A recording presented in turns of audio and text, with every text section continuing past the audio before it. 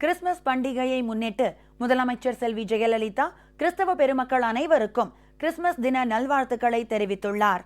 அனைவரிடத்தும் அன்பு காட்டி கருணையின் வடிவமாய் விளங்கிய இயேசுபிரான் பிறந்த இத்திருநாளில் அவர் போதித்த அன்பு, எளிமை, கருணை போன்ற உயரிய குணங்களை மக்கள் அனைவரும் பின்பற்றி சகோதரத்துவத்துடன் ஒற்றுமையாக வாழ வேண்டும் என தமது கிறிஸ்துமஸ் திருநாள் வாழ்த்துச் செய்தியில் முதலமைச்சர் வேண்டுகோள் விடுத்துள்ளார்.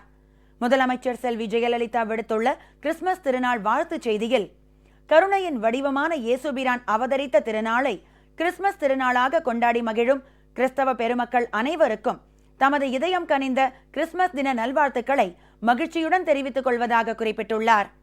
உன் மீது நீ அன்பு செலுத்துவது போல அடுத்தவர்களிடத்தும் அன்பு செலுத்த வேண்டும் என்று எடுத்துரைத்த இயேசுபிரான் பிறந்த தினத்தை கிறிஸ்தவ பெருமக்கள் தங்கள் இல்லங்களில் கிறிஸ்துமஸ் மரம் அமைத்து அதனை வண்ண மின் விளக்குகளால் அலங்கரித்து வாசலில் நட்சத்திரங்களை கட்டி வீட்டினை அழகுபடுத்தி புத்தாடை உடுத்தி தேவாலயங்களில் நடைபெறும் சிறப்பு வழிபாட்டில் கலந்து கொண்டு இறைவனை வழிபட்டு விருந்தினர்களுடன் இனிய உணவு உண்டு மகிழ்ச்சியுடன் கொண்டாடுவார்கள்.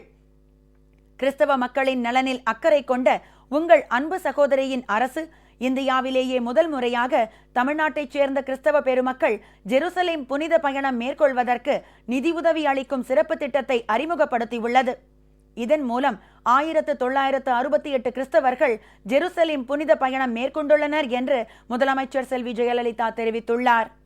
அனைவரிடத்தும் அன்பு காட்டி கருணையின் வடிவமாய் விளங்கிய இயேசுபிரான் பிறந்த இத்திருநாளில் அவர் போதித்த அன்பு, எளிமை, கருணை போன்ற உயரிய குணங்களை மக்கள் அனைவரும் பின்பற்றி சகோதரத்துவத்துடன் ஒற்றுமையாக வாழ வேண்டும் என்று கேட்டுக்கொண்டு கிறிஸ்தவ பெருமக்கள் அனைவருக்கும் மீண்டும் ஒருமுறை தமது உளம் கனிந்த கிறிஸ்துமஸ் தின நல்வாழ்த்துக்களை உரித்தாக்கிக் கொள்வதாக முதலமைச்சர் செல்வி ஜெயலலிதா குறிப்பிட்டுள்ளார்.